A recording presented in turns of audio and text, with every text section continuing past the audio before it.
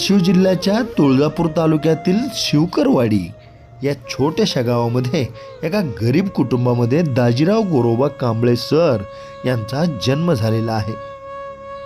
प्रतिकूल परिस्थिती असलेल्या घरामधून कांबळे सरांनी मन लावून अभ्यास केला आणि यश मिळवले. त्यांनी शिक्षण क्षेत्रामध्ये 39 वर्ष 10 महिने उत्कृष्ट सेवा केलेली आहे. सध्या ते सेवानिवृत्त आहेत. कांबळे सरांनी विद्यार्थ्यांना तर शिकवलेच, पण त्याचबरोबर शिक्षकांनाही प्रशिक्षण दिलेले आहे. संपूर्ण सेवा काळात त्यांनी अत्यंत प्रामाणिकपणे काम केलेलं आहे. इंग्रजी विषयावर त्यांचे मोठे प्रभुत्व होते. ते आपल्या आईला माई आणि वडिलांना आप्पा म्हणत.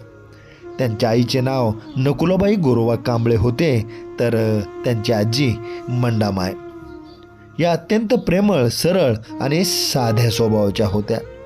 त्यांनी नातवांना शिक्षणासाठी नेहमी प्रोत्साहन दिले. बालपणी हे कांबळे सर अभ्यासामध्ये तर हुशार होतेच आणि वडिलांना घरच्या कामातही मदत करायचे. आईवडिलांची घरची परिस्थिती नाजूक होती, परंतु त्यांनी मुलांना शिकलेच पाहिजे हे वेळोवेळी सांगत राहिले.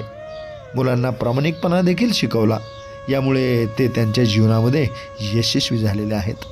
आज त्यांचे आईवडील हयात नाहीत, परंतु त्यांच्या आठवणी दाजीराव कांबळे सरांच्या मनामध्ये कायम घर करून आहेत. आईवडिलांना अभिमान वाटेल असेच वर्तन कांबळे सर आणि त्यांच्या भावंडांनी ठेवलेले आहे. म्हणून अशा या विशेष व्यक्तिमत्वाच्या कांबळे सर यांच्या आजवरच्या यशस्वी जीवनकार्यावर प्रकाश टाकणारी आमचे मुलाखतकार संतोष रोकडे यांनी मांडलेली ही विशेष मुलाखत पहा आपल्या न्यूज 1 महाराष्ट्र वाहिनीवर.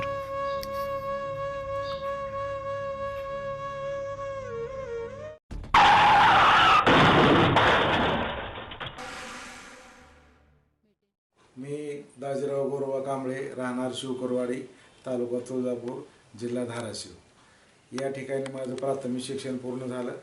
हिप्परगारवा, तालुका तुळजापूर या ठिकाणी माझं 5वी ते 7वी पर्यंत शिक्षण पूर्ण झालं आणि उर्वरित माध्यमिक शिक्षण हायस्कूल लोहारा या ठिकाणी पूर्ण केलं. त्याचबरोबर 1985ला D.Edला नंबर लागला आणि D.Ed झाल्यानंतर लगेच प्राथमिक शिक्षक म्हणून मी रुजू झालो. त्यानंतर माध्यमिक शिक्षक, त्यानंतर अधिव्याख्याता अशा वेगवेगळ्या पदावर मला काम करण्याची संधी मिळाली. 39 वर्षे 10 महिने मी सेवा केलेली आहे.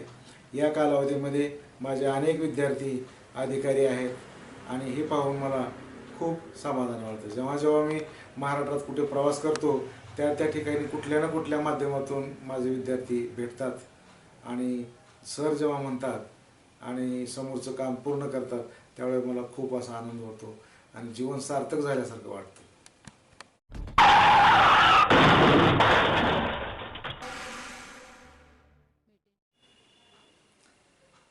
झाडे लावा, झाडे जगवा हा संदेश आपण ऐकत आलेलो आहोत.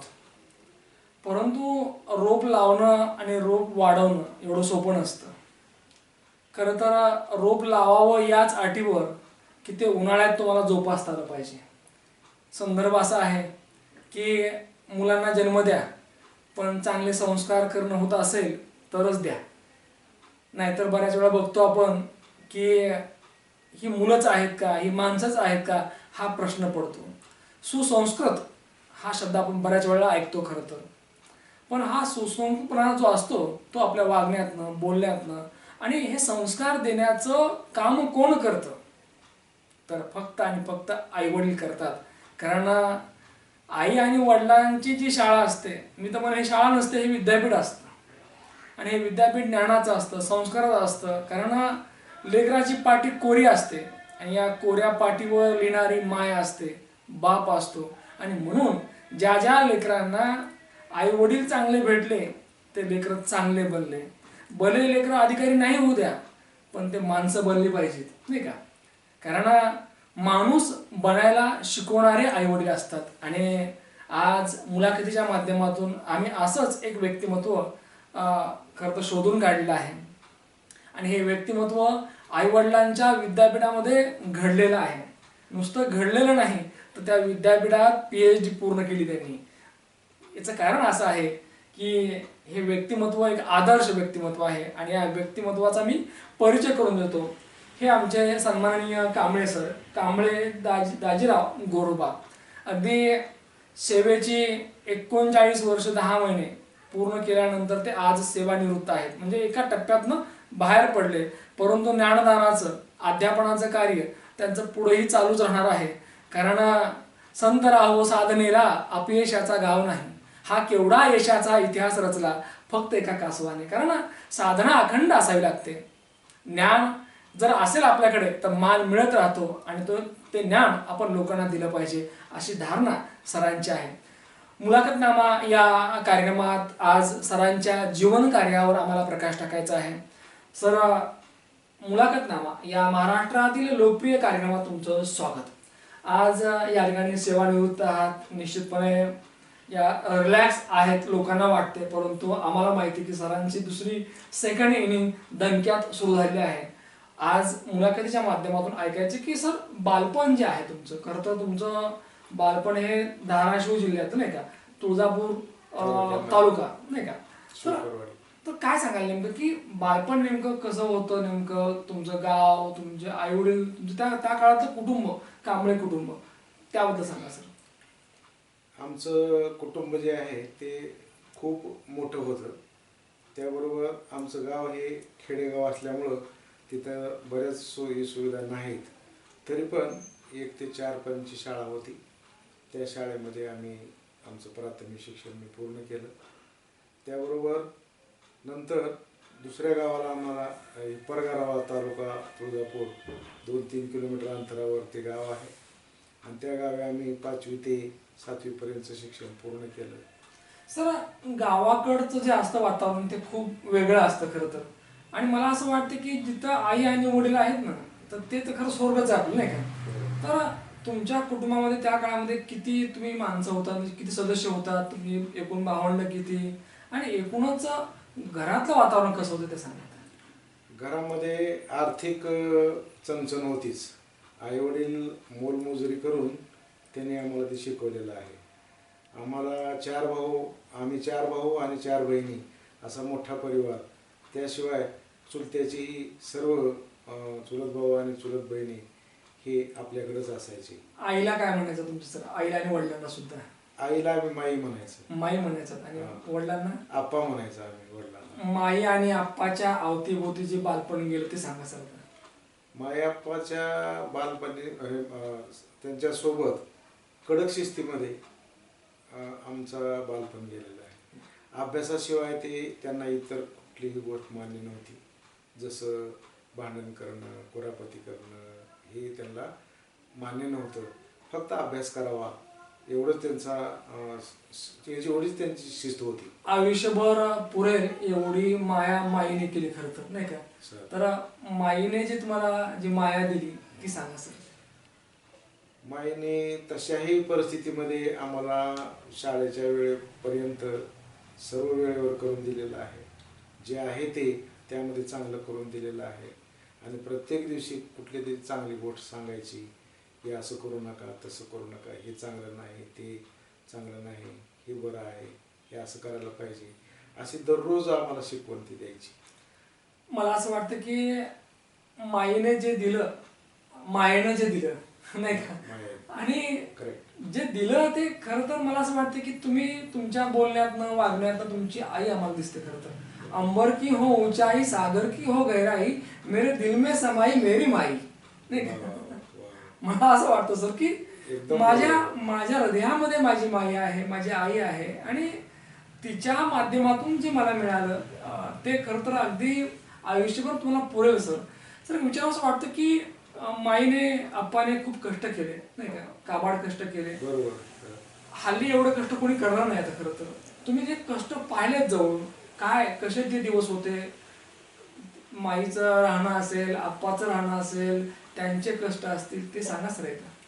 मला आठवतं त्यावेळेला आठवड्यातून एकदा पैसे मिळायचे आणि आठवडे बाजारला जाण्यासाठी मग काय काय आणायचं हे या गोष्टी सगळ्या त्यांच्या ठरायच्या. मग त्याला कमी पडत असताना मग आमच्याकडे असलेली शेळी किंवा कोंबडी विकायचं आणि त्यातून ते भागवायचं.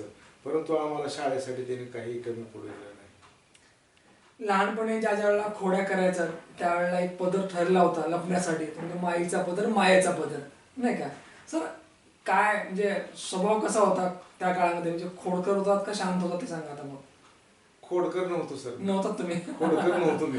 अच्छा. मी आई वडिलांना खूप मदत करायचे कामामध्ये. बरं. शाळेचा वेळ सोडून इतर वेळेला मी आई वडिलांसाठी काम करायचं.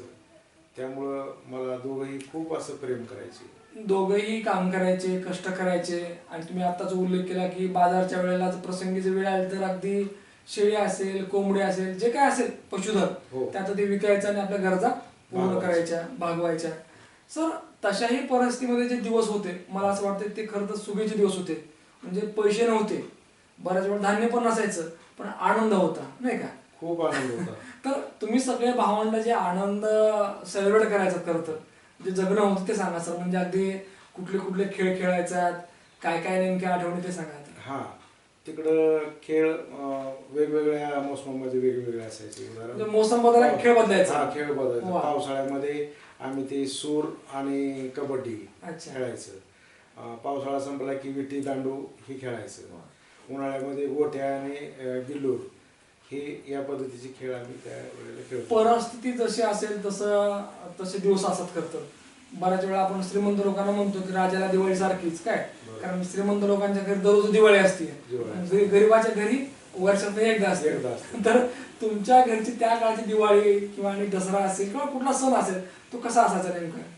तर एखादा पाहुणा जर आमच्याकडे येणार असेल तर त्यावेळेला आमची आई आणि आप्पा काहीतरी करून त्या पाहुण्याचं खूप चांगली सरबराई करायची. अच्छा. त्यामुळं पाहुणा येणार आहे म्हटलं की आमचा सण बरं वाटायचं ते. कारण त्या दिवशी तेल लावून चपात्या, भात, वेगवेगळ्या भाज्या ह्या केल्या जायच्या आणि ते तो आम्हाला सणच वाटायचा. अच्छा. आणि प्रत्यक्ष सणा दिवशी तर जे आहे पण मुबलक असं नसायचं. भावंड जास्त होते, मुबलक असं नसायचं, पण कमी प्रमाणात का असेना पण सगळे सण आई वडील साजरे करायचे. सर तुम्ही आता जो उल्लेख केला की पाहुणे कोणी येले की आई वडील अगदी बऱ्यापैकी चांगला स्वयंपाक करायचा, नाही का? आणि तुम्हाला खऱ्या अर्थानं तो सण वाटायचा. मला एक गोष्ट याच्यातनं कळते की तुमच्या घरी त्याही काळामध्ये आणि आज आहे, कारण मी आज अनुभवतोय हे अतिथी देवो भव, नाही का? कारण जे पाहुणे आपल्या घरी आलेले आहेत, मग त्यांची जात कोणती, धर्म कोणता माहीत नाही, परंतु ते पाहुणे आहेत, ती माणसं आहेत आणि ही माणसं आपल्या घरी येणार आहेत असं म्हणल्यानंतर जे स्वागत आईवडिलांनी केलं तेच तुम्ही करत आहात. खरं तर मी तुमच्या कांबळे कुटुंबाला मी वंदन करतो की एवढं चांगलं आपलं कुटुंब आहे. सर गावाकडं त्या काळामध्ये जी शाळा होती, तुम्हाला लाभलेले जे गुरुजन होते, हो सर. नाही का, काय नेमकी म्हणजे काय नेमक्या आठवणी शाळेतल्या? तर 1 ते 4 पर्यंतच्या या वर्गाला शिकवण्यासाठी आम्हाला सुरुवातीला एकच शिक्षक होते आणि जगताप सर. त्यांनी गावाला खूप चांगलं वळण लावलं. त्याशिवाय त्यांच्या जी मिसेस होत्या, मॅडम आम्ही म्हणायचं, त्या शिकवत नव्हत्या, परंतु प्रत्येक घरामध्ये ते मदत करायच्या. कुठलीही काय अडचण असेल तर त्यावेळेला सरकारी कर्मचारी तो एकटाच आमच्या गावामध्ये होता आणि त्याने खूप चांगले असं म्हणजे जगताप गुरुजी आणि त्यांच्या सौभाग्यवती या दोघांनी या ठिकाणी खूप चांगलं काम केलं तिथं, नाही का? काम केलेलं. वा. बघा सर, चांगल्या कामाची आठवण कायम राहते, नाही का? कारण इतक्या वर्षांनंतर देखील तुम्ही त्यांना त्यांच्या कुटुंबाला नाही विसरत खरं तर. सर एक विचार असं वाटतं की परिस्थिती माणसाला बरंच काही शिकवायला असते, नाही का? हल्ली बघतो आपण की मुलं पिझ्झा, बर्गर यासाठी भांडायला असतात आई वडिलांसाठी, आणि एक काळ असा होता की जे मिळेल ते खायची, नाही का? तुम्ही परिस्थिती पाहून बऱ्याच गोष्टी शिकलात, तर त्या काळामध्ये तुम्ही आई वडिलांना काही मदत केली का कामासाठी, आणि जर केली असेल तर कुठली कुठली कामं केली? मग उदाहरणार्थ सुट्टीच्या दिवशी आम्ही हे आमच्या घरी जे शेळ्या, कोंबड्या, बकऱ्या हे जे होत्या हे राखायला जाणे. अच्छा. त्यांनी शेताला गेल्यानंतर शेतातलं जी काही काढणी, कापणी वगैरे असेल तर त्यांच्याबरोबर ते काम करू लागायचं. किंवा कपडे, सर्वांचे कपडे एकदा धुवायला सुरुवात केली तर सगळ्याचे कपडे आम्ही धुवून काढायचे. अशा या पद्धतीचे काम त्यांना छोटे मोठे म्हणजे करू लागतो. जेवढं होईल दळून आणणे, दुकानाचं साहित्य आणणे, किराणा सामान आणून देणे, ही कामं आम्ही चोख बजावलेली आहे. म्हणजे आपलं कर्तव्य समजून हे आपण कामं केली करतो कामं नाही का, केलेली आहे. आणि यातनं शिक्षणही सुरू होतं. सर एक असं म्हणतात की घरामध्ये जर शिक्षणाचं चांगलं वातावरण असेल तर मुलं शिकतात, अदरवाईज मग कुठलं तरी लहान मोठं काम करतात, 4 पैसे कमवतात आणि मग त्याच मार्गाने ते गेलेले असतात. आपली मुलं शिकली पाहिजेत. म्हणजे हा अट्टहास माईचा होता का आप्पाचा होता, दोघांचा होता? दोघांचाही होता. दोघांचा होता. हा, नशीबवान आहेत मग. आमची आजी पण होती. अच्छा. मंडा माया तिला म्हणायचं. तर तिनं हे दोघं कष्ट करायचे आणि बाकीचं स्वयंपाकाची वगैरे व्यवस्था आजी बघायची. मंडा माय. हा. मग तुम्ही माय म्हणायचं का आजी म्हणायचं मग? आम्ही मंडा मायच म्हणायचो. मंडा माय असं म्हणायचं. बरं बरं. कारण ती आईची आई होती. अच्छा बरं. हा. म्हणजे मंडा मायच्या पण बऱ्याच आढळले. हा, त्यांच्यामुळंच जास्त आम्ही जास्त पुढं शिक्षण घेतलं. म्हणजे मंडा मायमुळे एक कळालं की अरे आपण शिकलं पाहिजे बाबा. माय नेमकं काय काय सांगायची नेमकी, म्हणजे ती मंडा माय? हा, तर मंडा माय काय नाही, प्रत्येकाला वेळेवर डबा देणं, आल्यानंतर ते दप्तर व्यवस्थित ठेवायला सांगणं, थोडंफार खाऊन पिऊन झालं की लगेच पुन्हा अभ्यासाला बस. मंडा माय आज नाही, पण ती तुम्हाला कोणतं नाव हाक मारायची मग? दाजीच म्हणायची. दाजी म्हणायचे. अरे वा. बरं, एक विचारायचं वाटतं, हे जे तुमचं नाव आहे अगदी मस्त नाव आहे खरं तर, दाजीराव. तर हे नाव तुम्हाला म्हणजे कोणी दिलेलं नेमकं नाव आहे? म्हणजे आईने का आजीने का आत्याने नेमकं? आईनंच ठेवलेले आहेत नाव. अच्छा, काय याचं कारण काय नेमकं दाजीराव? त्याचं कारण काय, म्हणजे पाटलाचा मुलगा पण माझ्या बरोबर होता, तो माझ्या बरोबर जन्मला होता, त्याचं नाव दाजी ठेवलं. अच्छा. हा. त्या एकाच आठवड्यात झाल्या. म्हणजे आमचा जन्म एकदा झाला. अच्छा. त्यामुळे त्याने त्यांचं नाव दाजी ठेवल्यामुळं इकडं आमच्या आईने पण दाजी नाव ठेवलं. वा, म्हणजे हे अशी करता आख्यायिका नाही का नावाची? छान ते- नाव आणि आहे. ते एकमेकाला सांगून केलेले आहे. अच्छा, वा, छान. सर या ठिकाणी विचारावं वाटतं की म्हणजे त्या गावामध्ये तुमचा जो काही मित्र परिवार होता, म्हणजे एक हेल्दी वातावरण होतं खरं तर नाही का, द्वेष नव्हता, तर लोक सुद्धा खूप चांगली होती आणि आहेत सुद्धा. तर नेमकं गावातलं वातावरण कसं होतं आणि त्या वातावरणाचा नेमका काय परिणाम झाला? तुम्ही आता एक उल्लेख केला होता की 10वी झाल्यानंतर जे मुलं फर्स्ट यायची, जे फर्स्ट क्लासमध्ये, मोठा सत्कार करायचे. ते सांगा सर, म्हणजे त्या नेमक्या वातावरणाचा काय परिणाम झाला? हा सर, तर आमचं गाव असं आहे की एकमेकाला खूप मदत करतो. त्या काळामध्ये आम्ही पाहिले, अनुभवले. समजा मला आज शाळेचं काही एखादं साहित्य नाही, तर आमच्या आप्पा माईच्या परस्पर दुसऱ्या एखाद्या व्यक्ती आम्हाला तो देत होता. म्हणजे अशा पद्धतीचं सहकार्याची भावना खूप होती. त्यामुळं आम्ही पुढे गेलो तशा खेड्यामध्ये. मला असं वाटतंय की इतकं जर वातावरण चांगलं असेल, हेल्दी वातावरण, तर निश्चितपणे त्या वातावरणातली मुलं चांगली बनतात नाही का.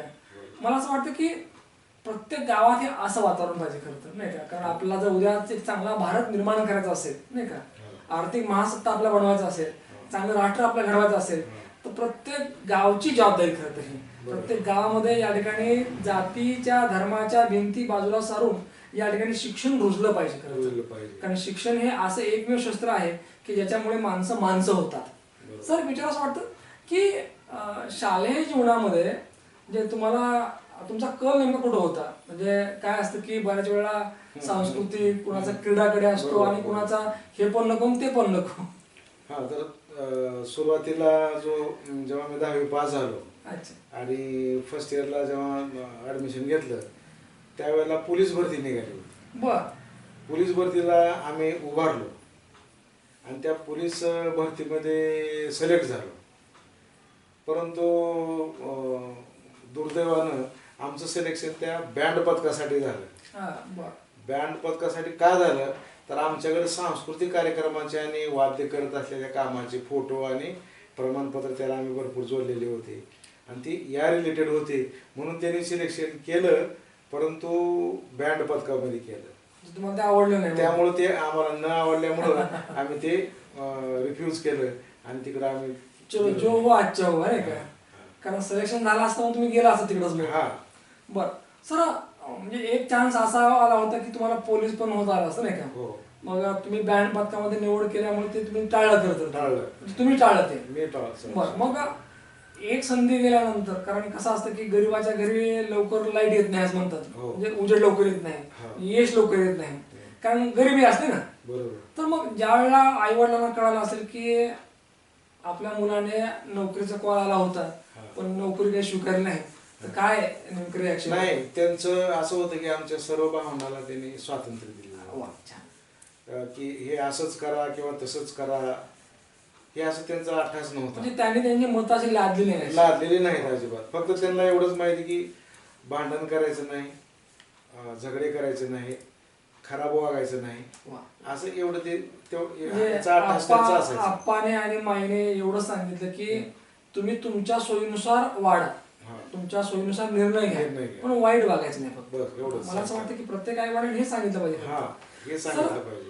ज्या वेळेला मग ठरलं की आता आपल्याला शिक्षक व्हायचं बाबा, नाही का, मग हा सल्ला कोणी दिला? म्हणजे तुम्हाला मनातून वाटलं हे का मग शेजारी पाजाऱ्याने सांगितलं किंवा आई वडिलांनी सांगितलं? आमच्या गावामध्ये एक शिक्षिका होती, प्रथम शिक्षिका, फर्स्ट टीचर, आणि त्यांनी सांगितलं की तुझे मोठे भाऊ ग्रॅज्युएशन झाले, नोकरी नाही, 2 नंबरचे झाले, नोकरी नाही, 3 नंबरचे ग्रॅज्युएशन चालू आहे, तू सगळ्यात लहान आहेस, तर तू DED ला जा, नोकरी लवकर लागते, असं त्या आमच्या गावातल्या परंतु दुसरीकडे सेवेत असलेल्या त्या शिक्षिकेनं मला सांगितलं DED ला जाण्यासाठी. म्हणजे तुम्हाला त्या ताईने दिलेला सल्ला पटला की नाही बा आपण DED ला गेलं पाहिजे. सर, तुम्ही ज्या वेळेला DED पूर्ण केलं आणि खऱ्या अर्थानं एक आव्हान असतं, कारण काय असतं की आयुष्य म्हणलं की एक टप्पा संपला की दुसरा टप्पा सुरू होतो लगेच. कारण एका प्रश्नाचं उत्तर दिलं की दुसरा प्रश्न तयार असतोच, कारण आयुष्य शेवटी आहे. म्हणजे सर 39 वर्ष 10 महिने फार मोठा आपला प्रवास आहे खरं तर, खूप मोठा. आणि तुम्ही ज्या ज्या शाळेवर गेलात, ज्या ज्या ट्रेनिंग सेंटरला गेलात किंवा जिथं जिथं तुम्ही डायटलाही काम केलं समजा, प्रत्येक ठिकाणी या ठिकाणी कांबळे सर या व्यक्तीने छाप सोडली खरं तर. मला असं वाटतं की एखाद्या व्यक्तीला नाटकात भूमिका मिळते, चित्रपटात भूमिका मिळते, पण तो कधी आला आणि कधी गेला कोणाला कळत बी नाही. पण काही लोक असे असतात आपल्यासारखे की भूमिका भेटली नाही भेटली की तिचा ठसा उमटून सोडायचा फक्त, नाही का. तर 39 वर्ष 10 महिने या पूर्ण प्रवासामध्ये कुठं कुठं काम केलं, कोणत्या कोणत्या शाळेला काम केलं, त्याचबरोबर डाएटचं काम कसं होतं, एक प्रवास सांगा सर आम्हाला. बरं, मी सोलापूर जिल्ह्यामध्ये गौडगाव या ठिकाणी 85 ला प्राथमिक शिक्षक म्हणून रुजू झालो. गौडगाव तालुका बार्शी. अच्छा. लोकरे गुरुजी आणि जगदाळे मामाने सुरू केलेली ती संस्था, आदर्श संस्था. पहिल्या महिन्यापासून अगदी पगार पूर्ण मला मिळाला आणि त्यामुळं आर्थिक संपन्नता वाढत गेली. त्याचबरोबर एक तुमचा मुद्दा खोडतो फक्त. तुम्ही आत्ताच उल्लेख केला की पहिल्या महिन्यापासून पगार होता. जेव्हा पहिली पगार आली गुरुजी, फुल पगार, बरोबर, 933 रुपये, 933 रुपये, तर तो आनंद काय होता ते सांगा. खूप मोठा आनंद होता. त्यावेळेला 600 रुपयाला सोनं एक तोळा होतं. म्हणजे ती खूप चांगली किंमत होती. कारण काय 5-10 रुपयामध्ये आठवड्याचा बाजार वगैरे व्हायचा, एवढी स्वस्त आहे. पण 933 रुपयाचं काय केलंय मग ते सांगा. नेमकं सुरुवातीला मी आईला साडी घेतली, कारण साडी ही खूप कमी असायच्या, बंडाळ असायची, त्यामुळं साड्या असं जास्त नसायच्या आणि त्यामुळं तिच्या मनपसंत असे त्या काळामध्ये 35 रुपयाची सगळ्यात भारी साडी मी आईसाठी आणली होती पहिल्या पगारामध्ये. आणि आपणना जरीचा फेटा, म्हणजे त्या काळात पाटील वापरायचे, त्यामुळं ते जरीचा फेटा मी त्यांच्यासाठी आणला होता. मला असं वाटतं की ज्या दिवशी तुम्हाला पहिला पगार भेटला असेल 933 रुपये, माझ्या लक्षात येतं, तर तो दिवस जो होता म्हणजे आईला साडी घेतलेला आणि तुमच्या आप्पांना तो जरीचा फेटा घेतला, मला असं वाटतं की तो खरं तर क्षण हा सुवर्ण क्षण होता. तो खूप आनंदाचा, म्हणजे आज पैसा भरपूर आहे, जेमतेम आहे, पण तो जो प्रसंग आहे तो तुम्ही कधीही विसरणार नाही. सर, तुम्ही ज्या वेळेला नोकरी लागली, पगार सुरू झाला, बऱ्याच वेळा काय असतं की पैसा मारो परमेश्वर, नाही का, पैसा आहे तर मी आहे आणि मला पैशापेक्षा बाकी काही घेणं देणं नाही. पण तुम्ही नेहमी जबाबदारी ओळखली, म्हणजे तुम्ही असं नाही केलं की बा माझी पगार माझी नोकरी, तुम्ही आई वडिलांकडे लक्ष दिलं, भावंडांनाही तुम्ही तुमच्या परीने मदत केली. तर तिथून पुढे जे काही तुमचं आयुष्य सुरू झालं ते सांगा. तर नंतर जिल्हा परिषदला आलो. जिल्हा परिषदला आल्यानंतर मग घराचं बांधकाम केलं. कारण काय पूर्वी जुनं होतं, त्याला नवं वाडा टाईप तिकडे गावाकडे अगोदर बांधकाम केलं आणि त्यानंतर 1991ला लग्न झालं. अच्छा, बरं. मग त्यानंतर संस्थेमध्ये तुम्ही 2 वर्ष तिथं जॉब केला नाही का? हां. काय म्हणजे संस्था, जिल्हा परिषद, डाएट, फार मोठा प्रवास आहे हा खरं तर. हां, फार प्रत्येक मोठा. ठिकाणी काय काय केलं ते सांगत आम्हाला. हो. तर यात सोलापूरला असताना आकाशवाणी केंद्रावर स्पर्धेसाठी बोलवण्यात आलेलो होतो. अच्छा. त्या ठिकाणी बरोबर 48 ते 52 सेकंद राष्ट्रगीत म्हणायला पाहिजे यासाठीची स्पर्धा होती. तर ती स्पर्धा जिंकलेली होती. त्यामुळे तिकडेही मग आमचा सत्कार झालेला होता. जिल्हा परिषदला आलो.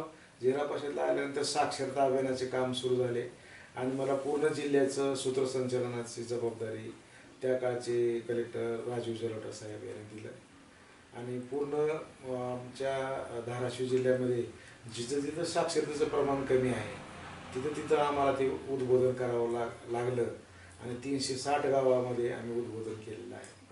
आणि उत्कृष्ट कार्य केल्याबद्दल त्या काळचे कलेक्टर माननीय कलेक्टर साहेब यांनी सत्कार केलेला आहे. जिल्हा परिषदनं सत्कार केलेला आहे. हा एक प्रसंग झाला. त्यानंतर जिल्हा परिषद सेवा करत असताना शासनाने डाएटकडं आम्हाला प्रतिनियुक्ती केलं. इकडं आल्यानंतर मला महाराष्ट्रामध्ये बऱ्याच ठिकाणी जावं लागलं. नागपूर, मुंबई, पुणे, औरंगाबाद या ठिकाणी आठवड्याला जावंच लागायचं. राज्यस्तरावरची ट्रेनिंग पूर्ण घ्यायची आणि जिल्हा लेवलला द्यायची किंवा जिल्हा लेवलचं ज्या ज्या ठिकाणचं एखादा उपक्रम चांगला जसं नंदादीप शाळा, इतर शैक्षणिक उपक्रम चांगले जे आहेत गुणवत्ता पूर्ण तिची ट्रेनिंग राज्यस्तरावर द्यायची. अशा प्रकारचं काम सुरू झालं आणि शिक्षकाला शिकवण्याचं काम माझं सुरू झालं. 96 ते 2006 या काळापर्यंत मी वेगवेगळे प्रयोग केले, संशोधन केलं, शाळा तपासणी, कॉलेज तपासणी, परीक्षेचं पर्यवेक्षक, प्रमुख अशा वेगवेगळ्या भूमिका मी पूर्ण केल्या. आणि त्यानंतर मग हे प्रतिनिधीचा कालावधी संपल्यानंतर मी परत माझ्या मूळ आस्थापनेला जिल्हा परिषद प्रशाला डोकी या ठिकाणी माध्यमिक शिक्षक या पदावर पुन्हा जॉईन झालो. कंटिन्यू सेवा करू. सर, तुमची ओळख म्हणजे या ठिकाणी प्रशिक्षण देणारे शिक्षक, त्याचबरोबर तुम्ही शिक्षकांना तुम्ही ट्रेनिंग दिली नाही का बराच काळ, बरोबर. आणि ॲज अ टीचर म्हणून तुम्ही काम केलं आहे. पण सतत या ठिकाणी जी ओळख राहिली कांबळे सरांची ती म्हणजे अगदी उपक्रमशील नाही का, कारण सतत कधी नवीन घ्या, नवीन देत राहा, एक ध्यास तुमच्या मनामध्ये कायम राहिला. तर हे जे उपक्रम आहेत मला एक विचार असं वाटतं की सर बऱ्याच वेळा काय असतं की जर कोणी सांगितलं आपण करतो आणि मग जिल्हा परिषद तुम्ही असाल तर आपल्या कोणी सांगणार नसतं नाही का, तर ते मनाने केलं पाहिजे ते. तर त्या काळामध्ये म्हणजे आत्ता खरं तर नवीन निघाले हे उपक्रम घ्या, हे करा, तसं, पण तो काळ असा होता की असं एवढं कोणी बघत नव्हतं असं. पण तशाही परिस्थितीमध्ये तुम्ही जी शाळा भेटली, जे तुम्हाला अगदी ट्रेनिंग सेंटर भेटलं, त्या ठिकाणी काहीतरी नवीन घ्यायचा तुम्ही प्रयोग केला आहे. तर हे प्रयोग काय होते नेमके, कुठले कुठले होते, यात काय साध्य झालं, आणि एक प्रयोगशील शिक्षक, एक प्रयोगशील या ठिकाणी ट्रेनर ही तुमची ओळख झाली, तर ते सांगा सर. सुरुवातीला जिथं आपण जाऊ त्या ठिकाणी जो अहम जे आहे तो बाजूला ठेवला पाहिजे. त्याशिवाय आणि एक युनिट तयार करायचं, सगळ्यांचा विश्वास संपादन करायला पाहिजे. आणि मग कुठलंही काम हाती घ्या, तुमचं काम कुठलंही अयशस्वी होणार नाही, ते काम यशस्वी होते. पहिल्यांदा मी ही ट्रिक वापरलेली आहे की आपण कोणतरी मोठा आहोत असं मला कधीही वाटलेलं नाही. किंवा मला आता जरी तुम्ही सांगितलं की आता दुसरीला जाऊन शिकवा, तर मी दुसरीलाही शिकवू शकतो आणि खूप चांगलं शिकवू शकतो. तुम्ही आता मला PGच्या विद्यार्थ्यांना शिकवा, शिक्षकांना शिकवा, मी ते काम केलेलं आहे. त्यामुळे मला शिकवण्याच्या संदर्भात मला कुठली कधी अडचण आली नाही. फक्त मी ही केलं. शिवाय फक्त तिथं स्वार्थ पाहिला नाही. नेहमी मला लोकांनी वाहवा केलं बऱ्याच ठिकाणी, परंतु हे माझी एकट्याची वाहवा नसेल, तर हे सर्व टीमची वाहवा आहे असं मी त्यांना त्याच ठिकाणी उत्तर द्यायचो. त्यामुळे ते लोकांना असं वाटायचं की हा माणूस हा निस्वार्थी आहे, काम करायला उत्सुक असायची. त्याच्यामुळे कुठलेही प्रोजेक्ट, वेगवेगळे प्रकल्प राबविले, शासनाचे राबविले, आपले स्वतःचे राबवले, पण आपल्याला कधी कुठलीही अडचण आली नाही. ज्या गावामध्ये 5 रुपये कधी शाळेला मदत दिली नाही, त्या गावामध्ये 30-30 हजार, 15-15 हजार रुपये मला आणून दिलेले आहेत. आणि मी त्या शाळांना वेगवेगळ्या ज्या भौतिक सुविधा आहेत त्या सगळ्या मी पूर्ण केलेल्या आहेत. सर, पूर्ण या नोकरीच्या कार्यकाळामध्ये तुम्ही म्हणजे घर आणि माझं घर हे कधी पाहिलंच नाही. तर मला जे नेमून दिलं जे काम आहे, जे ठिकाण आहे, तेच तुम्हाला घर वाटलं, तेच तुम्हाला मंदिर वाटलं, आणि तेच आपलंसं वाटलं.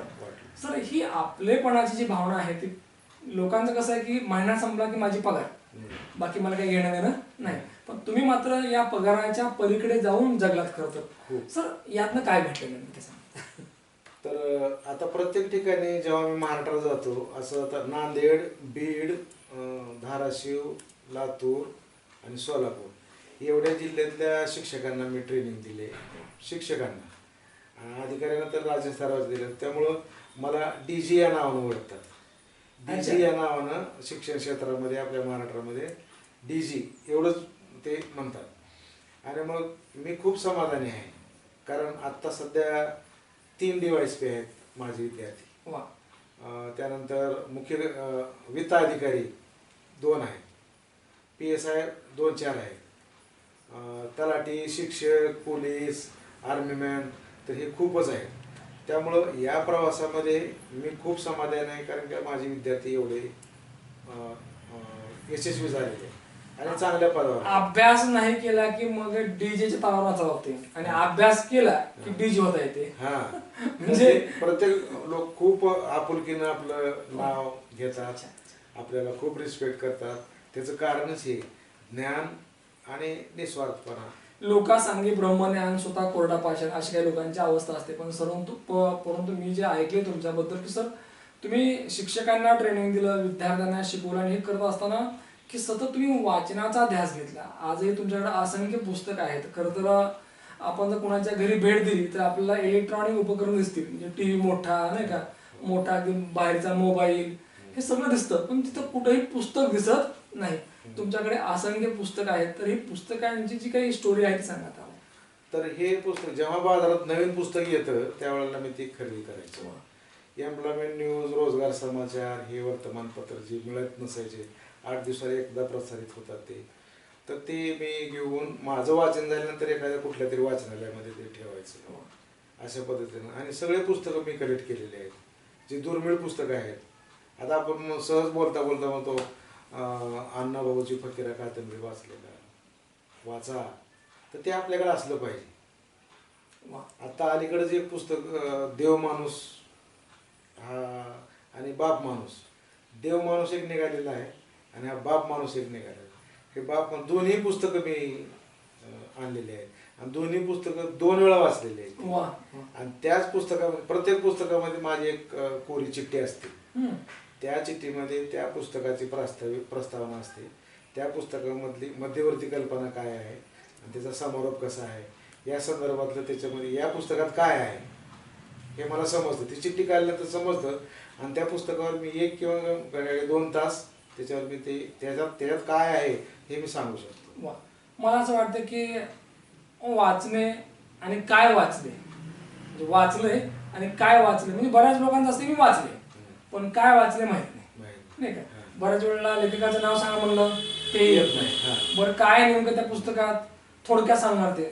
पण आपल्यासारखी माणसं ही अगदी ही पुस्तकं पूर्णपणे त्याचं परीक्षण करतात, निरीक्षण करतात, आणि नेमकं काय लेखकाला म्हणायचं आहे याचा अंदाज तुम्ही बांधला असतो. निश्चितच. सर, भारतरत्न डॉक्टर बाबासाहेब आंबेडकर यांनी सांगितलं होतं की वाचलं पाहिजे नाही का. मला असं वाटतं की ज्यांना या ठिकाणी डॉक्टर बाबासाहेब आंबेडकर समजले त्या लोकांनी पुस्तकं जी हातामध्ये धरली ती सोडली नाही करत नाही का. सर, आजवर अनेक पुस्तकं वाचली, अनेक लेखकांचा परिचय तुम्ही पाहिला असेल, तुम्हाला भावलेलं पुस्तक कोणतं बरं? मला धनंजय कीर नावाचे जे लेखक आहेत, ज्यांनी बाबासाहेबांचं पूर्व इतिहासापासून ते शेवटच्या इतिहासापर्यंत अगदी तंतोतंत आणि एकदम करेक्ट लिहिलेलं आहे. तर धनंजय कीरचं पुस्तक 1 नंबरला आवडतं. आणि काव्यामध्ये जर म्हटलं तर मग दादासाहेब गायकवाड किंवा नाशिकचे कवी, हे बरेच लोक यांचंही खूप लेखन. धनंजय कीर या लेखकाने जे पुस्तक लिहिलं आहे भारतरत्न डॉक्टर बाबासाहेब आंबेडकर यांच्याबद्दल नाही का, यांचा पूर्ण अगदी प्रवास त्यांनी मांडलेला आहे. तुम्हाला ते पुस्तक भावलं करतं. वाचन. सर, अनेक पुस्तकं वाचली, या पुस्तकाचा तुम्ही वारंवार अभ्यास केला, त्याच्यावर लिखाण सुद्धा केलं नाही का. तर हे वाचत असताना काही लिहिता आलं तुम्हाला वैयक्तिक? वैयक्तिक मी लिहिलं नाही. रमाई म्हणून पुस्तक लिहिलेलं आहे, छोटंसं पुस्तक लिहिलेलं आहे साधारणतः. आणि अनेक पुस्तकामध्ये माझे लेख आहेत. वा छान.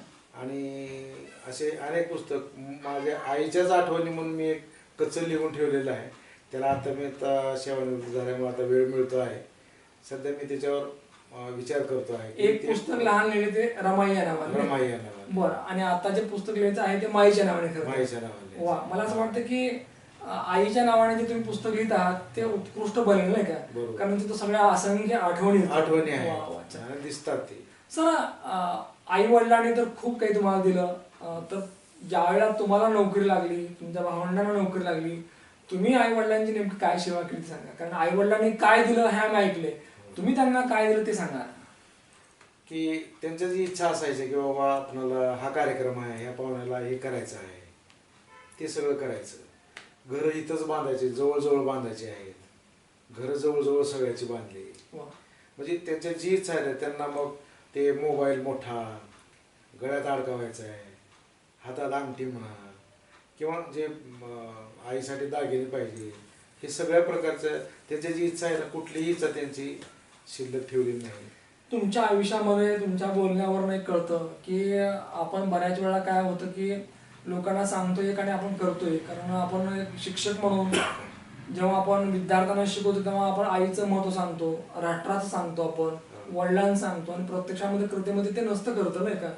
तुम्ही मात्र कृतीत नाही करून दाखवलं सर. राष्ट्रप्रेम, आई वडिलांना सांभाळणं, त्यांचे लाड तुम्ही पुरवले, त्यांची सेवा तुम्ही केली. मी लाड पुरवले असं म्हणण्यापेक्षा सेवा केली. सेवा. सर, आई आणि वडील गेल्यानंतर कोणी आणखी परत आलेले नाही खरं तर. पण एक माझा काल्पनिक तुम्हाला प्रश्न खरं तर, तुमचे माई आणि आप्पा जर क्षणभर परत तुमच्या समोर उभे राहिले, त्यांना काय सांगाल आज? की तुमच्या इच्छा, उर्वरित जी इच्छा आहे ते सगळ्या मी पूर्ण केल्या, एवढंच मी त्यांना सांगू शकतो. आणि दररोज आंघोळीच्या नंतर त्यांचं पूजा अर्चा करतो आणि फुलं वाहतो. त्यांच्या पाया पडल्याशिवाय मी बाहेर जात नाही. मेरा नहीं कोई, बस मेरी माई है और वो मेरे दिल में है, दिल में समाई है. मला असं वाटतं की सेवानिवृत्तीच्या जेव्हा उंबरठ्यावर तुम्ही होता, जो कार्यक्रम झाला, जो सोहळा झाला, त्यावेळेला माई आणि आप्पा असते तर खऱ्या अर्थानं त्यांना खूप आनंद झाला असतं की ज्या लेकराला आपण घडवलं, ज्या लेकरांना आपण घडवलं, ती लेकरं एवढी सुंदर जगली खरं तर नाही का. कारण समाजाने वाहवा केली तर काही वाटत नाही, पण ज्या वेळेला आई आणि वडील जेव्हा मायेने हात आपल्या तोंडावर, डोक्यावर फिरवतात त्यावेळेला बरं वाटतं सर. सर, तुम्ही नेहमीच सामाजिक सुद्धा भान जपलंय खरं तर नाही का. कारण स्वतःपुरतं न जगता तुम्ही समाजासाठी, लोकांसाठी जगलात. तर सामाजिक जे भान आपलं जे जपलेलं आहे सर, जी सामाजिक जी भूमिका आतापर्यंत राहिली आहे ती सांगा सर. सामाजिक भूमिकेमध्ये एखादा आपल्या गल्लीमध्ये, आपल्या जवळ परिसरामध्ये एखादा मुलगा असं विनाकारण जर फिरत असेल तर त्याचं उद्बोधन केलेलं आहे आणि त्याला कामाला लागलं. अच्छा. तो अतिशय चांगले संस्कार करतात, सध्या संसार करत आहेत. त्याशिवाय आपल्याला होतील तेवढं मदतही केलेली आहे, आपण मदतही करतो आपण. त्याशिवाय कोणाचं लग्न कार्यक्रम आहे किंवा मैत्रीचा कार्यक्रम आहे, अशा वेगवेगळ्या कार्यक्रमामध्ये बोलवण्याची वाट पाहायची नाही.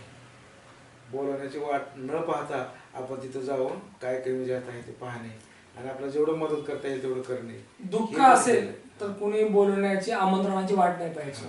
आनंद असेल तर मग मात्र पाहिजे नाही का, असं मला वाटतं. नाही ते नाही पाहिजे. आपण नाही तसं असं नाही केलं. कारण काय, तशा वेळेला तर बोलवतीलच ते लोक, पण आपण स्वतःहून भाग घेतला पाहिजे की आपण शेजारी आहोत किंवा आपण जवळचे आहोत, आपण त्या एरियामध्ये राहतो.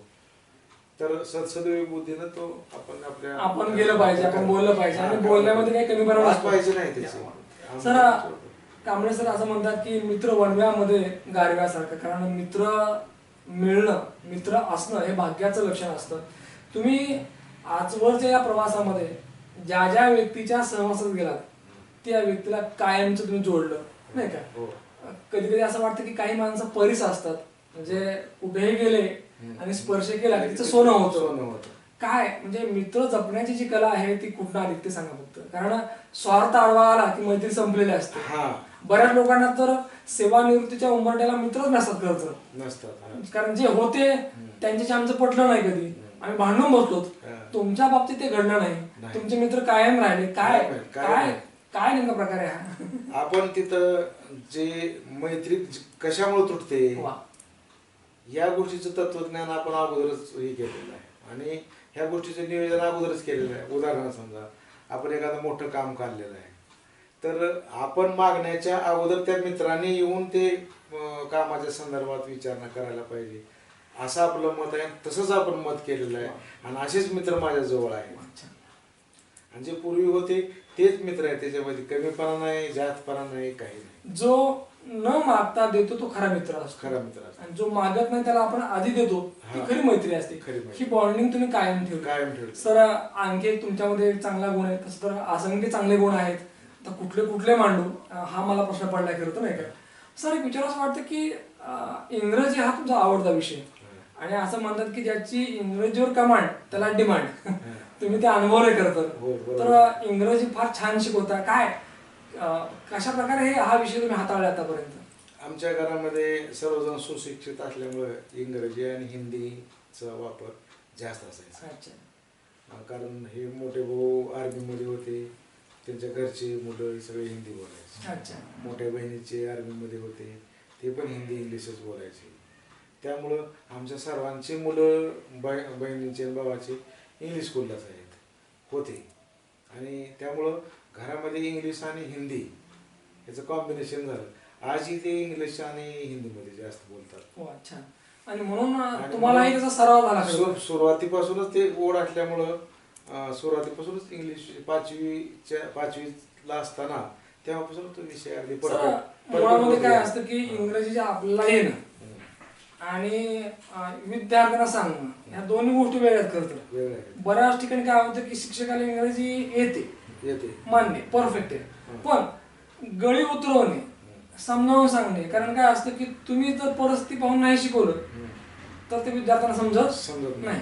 तुमच्याकडे तत्वज्ञान खूप मोठं आहे, पण तुम्हाला ते मांडता येत नसेल त्याला काय अर्थ नसतो. तुम्ही सतत या ठिकाणी अगदी तांडा असेल किंवा कुठली शाळा असेल तिथं किंवा तुमचे प्रशिक्षण घेणारे शिक्षक असतील, इंग्रजी कांबळे सर शिकवायला म्हटलं की लेकरांना आणि शिक्षकांना हे आवडलं करतं. आनंद वाटायचा. काय मेथड कुठली वापरली? मेथड सुरुवातीला मी अगोदर हलकस ग्रामर सुरुवात. अच्छा. हलक्यात सोप्याकडून कठीणाकडे व्हेरी गुड. हे सूत्र मी वापरलेलं आहे. अच्छा. कारण काय अवघड विषय जर अगोदर मांडला तर त्याला त्याच्या डोक्यावरून जातं ते. त्यामुळे तसं नाही, खेळाच्या माध्यमातून वेगवेगळ्या उपक्रमाच्या माध्यमातून त्याला इंग्लिश बोलायचं. Come here, go there, show your hand, what is your father's name, what is your best friend, who is your best friend, असे छोटे छोटे वाक्य बोला. अगोदर त्याचं वातावरण निर्मिती करा. तो 1 वर्ष तुमच्याकडे आहे समजा विद्यार्थी, तर पहिला महिना याच्यावर घालवा. अगोदर अक्षर लेखन करा. माझं मराठीचं आणि इंग्लिशचं अक्षर अगदी वळणदार आहे. डिग्रीवर जसं लिहितात त्या पद्धतीने आहे. कारण मी स्वतःच तुम्ही वळणदार आहात, त्याच्यामुळे अक्षराला वळण येणार. मी शिकवत होतो, कारण मी शिक्षकाला ट्रेनिंग देत असल्यामुळं शिक्षकाचं अक्षर अगोदर पहिल्या दिवशी मी टेस्ट करत होतो. आणि राष्ट्रगीत शुद्ध कोणाला लिहिता येते हे प्रत्येकाला एक एक कागद देत होतो आणि ते राष्ट्रगीत लिहून घेत होतो. ते चेक करून 10व्या मिनिटामध्ये त्यांना प्रत्येकाला त्याचे मार्क दिले जात होते, चुका सुद्धा करत. कारण का आपण टीचर आहोत. बोर्डवर लिहित असताना आपण जसं वळण काढणार आहोत हरणाचं असं काढतो आपण समजा गडबडीमध्ये, तर तो विद्यार्थी जो तुमचं अनुकरण करत असतो, हे 40 विद्यार्थी समोर बसलेले असतात, हे तुमचं अनुकरण करत असतात. त्यामुळे तुमचं हँडरायटिंग अतिशय उत्कृष्ट असलं पाहिजे असं माझं पूर्वीपासूनचं डिमांड असायची आणि त्या पद्धतीने मी करून घेतलं आणि मी खूप समाधान आहे त्या संदर्भात. सुंदर मन असलं की सुंदर अक्षर येत, सुंदर आयुष्य बनतं. सर, या पूर्ण प्रवासामध्ये खरं तर तुमच्या सौभाग्य होते की मी तर म्हणेल की जर आपली अर्धांगिनी चांगल्या मनाची, चांगल्या संस्काराची असेल तर निश्चितपणे आपलं आयुष्य जरा चांगलं होतं, नाही का. तर तुमचं नशीब आहे खरं तर की तुम्हाला तुमच्या सौभाग्य होती ज्यांची तुम्हाला भूमिका अगदी सतत त्यांनी तुम्हाला सपोर्ट केला खरं तर. ते सांगा सर, तुमच्या आयुष्यात त्यांचा रोल काय? ज्याप्रमाणे आईवडिलांनी लहानपणामध्ये संस्कार केले त्याप्रमाणे ह्या 40 वर्षाच्या कालावधीमध्ये आमच्या मिसेसने खूप असं सहकार्य केलेलं आहे. मला कुठल्याही घरातलं कुठलीही अडचण त्यांनी माझ्यासमोर मांडलेलं नाही. जे आहे त्या परिस्थितीमध्ये त्यांनी ते घर चालवण्याचं काम केलेलं आहे. मला कुठलीही कटकट अडचण किंवा आमच्या घरामध्ये माझ्या आईवडिलापासून आईला किंवा वडिलांनी आईला असं शिव दिलेलं आम्ही कधी ऐकलेलं नाही.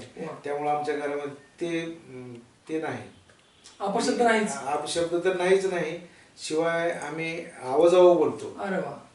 आणि त्याच्याशिवाय त्यांच्याकडून कुठली कसली अपेक्षा करत नाही आपण. म्हणजे तुम्ही तुमच्या सौभाग्यवतींना आवाजावं बोलतो, या बसा, आपण जेवण करूया दोघंही. आता बऱ्याच घरामध्ये सर नाही का की बायको नवऱ्याला आवाजावं बोलते, पण नवरा मात्र बोलत नाही. तुमचा हा विचार ऐकून खरं तर आता मला हे विचार करावा लागेल. मला आजीनं हे संस्कार दिलेले होते. तिने एक छोटस गीत म्हणायची, आपल्या परायासाठी, आपल्या मुलासाठी आली परायाची जाई. म्हणून दुसरीकडून आलेली जी मुलगी आहे ती आपली मुलगी समजून वागा, त्यामुळे त्या घरामध्ये चांगलं सुख नांदेल असं तिच्या त्यावेळेच्या 72च्या काळामध्ये ऐकलेलं ते गीत, ते माझं पुढे तत्वज्ञान बनलं. तुमचं हे जे तत्वज्ञान आहे, मला असं वाटतं की नारी का सन्मान करो मत उसका अपमान करो क्योंकि नारी है अपराजिता. कारण ज्या घरामध्ये महिलांचा सन्मान होतो, मान असतो, त्या घरामध्ये या ठिकाणी कुठलेही विधी करायची गरज पडत नाही. तिथे घर ऑटोमॅटिक अगदी चांगलं होतं, प्रसन्न होतं. तुमचं घर पाहिल्यानंतर मी आल्यावर सांगितलं होतं सर प्रसन्न वाटतं नाही का. अच्छा सर, निश्चितपणे तुमच्याकडनं अनेक गोष्टी घेण्यासारख्या आहेत. मला असं वाटतं की आई वडिलांचं जे काही विचाराचं संस्काराचं जे विद्यापीठ आहे ते त्यांनी तुमच्याकडे दिलेलं खरं तर असं मला वाटतंय. सर, आता सेवानिवृत्त आहात, तर आता काय चाललंय मनात सांगा. आता सध्या मी सेवानिवृत्तीनंतर 1-2 महिने निवांत राहिलो, परंतु ती शिकण्याची जिद्द, माझं हार्मोनियम आणि तबला वादन हे जास्त वेळ देऊ शकलो नाही मी त्याला. अच्छा. सेवेच्या कालावधीमध्ये. मग सेवानिवृत्तीनंतर मी त्याला क्लास लावला. अच्छा. आणि ते कम्प्लीट करून घेतलं. मी आता उत्तम हार्मोनियम आणि तबला वादन करू शकतो. याशिवाय आकाशवाणी केंद्रावर बासरी वादनाचा कार्यक्रम माझा झालेला आहे. मला 3 वाद्ये चांगले वाजवता येतात, बासरी, हार्मोनियम आणि तबला किंवा ढोलकी. तर संगीतामुळेही मला खूप आनंद मिळतो, त्यालाही मी जास्त वेळ देणार आहे. ज्या माणसाच्या आयुष्यामध्ये पैशाला गौण स्थान असतं, कलेला सर्वोत्तम स्थान असतं, आवडीला सर्वोत्तम स्थान असतं. कारण ज्या गोष्टीची तुम्हाला आवड आहे आणि ती गोष्ट जर तुम्ही करत असाल तर निश्चितपणे ते काम अधिक चांगलं होतं. मी कांबळे सरांच्या बाबतीमध्ये एवढं सांगेल की गुरुजींनी या ठिकाणी ज्या ठिकाणी गेले, अगदी शिक्षकांना ट्रेनिंग असेल, विद्यार्थ्यांना शिकवणं असेल, सामाजिक कुठलं काम असेल, एखादा विद्यार्थी अभ्यास करत नसेल, कुणी भरकटला असेल, तर प्रत्येकाला आपल्या परीने, आपल्या वाणीने, आपल्या शब्दाने या ठिकाणी त्या माणसाला, त्या मुलाला योग्य मार्गाला आणलं. मला असं वाटतं की मार्ग दाखवणारा हा सगळ्यात मोठा असतो. कारण लोकांना चांगलं सांगत राहा, चांगलं बोलत राहा, कारण चांगल्या लोकांचीच फार कमी या समाजामध्ये आपल्याला पाहायला मिळते. सर, इतक्या वर्ष आपण सेवा केली, चेहऱ्यावर जे तुमच्या जे काही तेज आहे, जो फ्रेशनेसपणा आहे, याचं कारण असं आहे की तुम्ही खूप प्रामाणिक आहात. कारण प्रामाणिक व्यक्ती जर ओळखायची असेल तर त्याची एकच निशाणी असते की त्याचा चेहरा हा कमालीचा प्रसन्न असतो. आणि मला असं वाटतं लबाड लोक, जे ग्रीडी आहेत, लबाड लोक आहेत, ज्यांच्या आयुष्यात फक्त पैसा आहे, ज्या लोकांच्या आयुष्यामध्ये फक्त धोका आहे, या लोकांचे चेहरे पहा, पुन्हा हे चेहरे पाहू वाटणार नाहीत. परंतु जी माणसं प्रामाणिक असतात, ज्यांच्या मनामध्ये आई वडील असतात, ज्यांच्या मनामध्ये पत्नीबद्दल सन्मान असतो, ज्यांच्या मनामध्ये भावाबद्दल सन्मान असतो, प्रेम असतं, ज्यांच्या मनामध्ये मित्राबद्दल सुद्धा सन्मान असतो, ज्यांच्या मनामध्ये समाजाबद्दल सुद्धा सन्मान असतो, अशीच व्यक्ती सन्माननीय असते. आणि अशाच व्यक्तीच्या चेहऱ्यावर जगातला सगळ्यात आनंद आपला ओसंडून वाहत असताना दिसतो, जो तुम्हाला आणि मला आज दिसतो इथं. सर, तुम्ही या ठिकाणी अगदी पुढचंही आयुष्य अगदी सुंदर जगावं. तुम्हाला तुमच्या ज्या काही संकल्पना आहेत, जे तुम्हाला आईवर जे पुस्तक लिहायचे, माई नावाचं, ते पुस्तक पूर्ण हो आणि तुम्हाला उत्तम आरोग्य लाभो, यासाठी न्यूज वन महाराष्ट्राने खूप खूप शुभेच्छा. निश्चितच एक शैक्षणिक क्षेत्रातलं एक वंदनीय व्यक्तिमत्व, आदरणीय व्यक्तिमत्व, सन्माननीय कांबळे दाजीराव गोरोबा सर गुरुजी यांच्या जीवन कार्यावर टाकला प्रकाश. प्रेक्षकांना आवडला असेल. परत भेटूया पुढच्या मुलाखतीमध्ये. तोपर्यंत पाहत राहा न्यूज 1 महाराष्ट्र चॅनल. धन्यवाद.